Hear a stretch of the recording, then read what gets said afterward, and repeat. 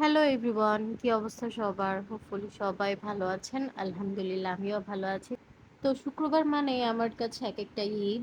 তাই ট্রাই করি স্পেশাল কিছু দিয়ে প্রত্যেকটা ফ্রাইডে কাটানোর জন্য। তো আমি খুব সিম্পল ওয়েতে চিকেন বিরিয়ানি রান্না করি, সেটাই আজকে শেয়ার করব। তো প্রথমে আমি তেলটা গরম করে নিয়েছি, তার মধ্যে হচ্ছে লবণ দিয়ে মাখানো চিকেনগুলো দিয়ে দিব।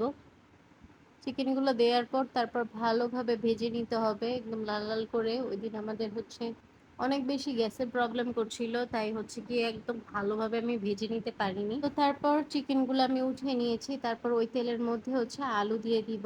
আলুটা ভালোভাবে ভেজে নিতে হবে। ভেজে নেওয়ার পরে হচ্ছে গিয়ে উঠিয়ে নিয়েছি।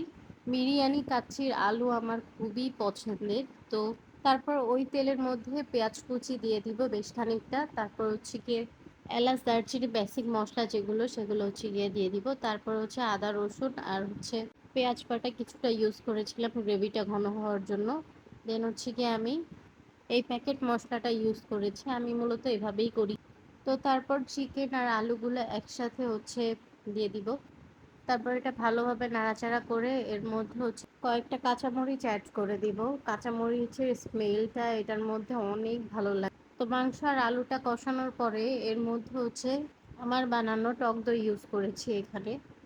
টক দইটা ইউজ করার পর কি যে সুন্দর একটা স্মেল আসছিল, মাশাল্লাহ। তো তারপর হচ্ছে পাতিলে কিছুটা তেল দিয়ে দিব। দেন হচ্ছে পেঁয়াজ কুচি দিয়ে নিয়েছি, তারপর এলাচ দারচিনি বেসিক মশলাগুলো দিয়ে দিব। তার মধ্যে পেঁয়াজগুলো বেরেস্তার কালার হয়ে আসলে এর মধ্যে চালটা দিয়ে ভালোভাবে ভেজে নিতে হবে। চালটা যত ভালো ভাজা হবে বিরিয়ানিটা তত বেশি স্বাদ হবে। তো তারপর এটার মধ্যে আদা রসুন বাটা দিয়ে নিয়েছি। তারপর গুঁড়ো দুধটা ইউজ করেছি এখানে। গুঁড়ো দুধ ইউজ করার পর ভালোভাবে ভেজে নিয়ে এর মধ্যে হচ্ছে কিছুটা পানি দিয়ে দিব। তারপর চিকেনগুলো এটার মধ্যে ঢেলে নিয়েছি। দেন হচ্ছে গিয়ে মিক্স করে নিব ভালোভাবে। তারপর সুন্দর করে দমে দিয়ে দিব।